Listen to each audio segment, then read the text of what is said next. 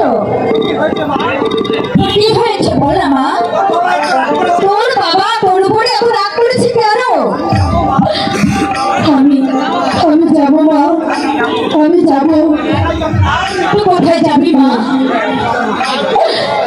আমি যাব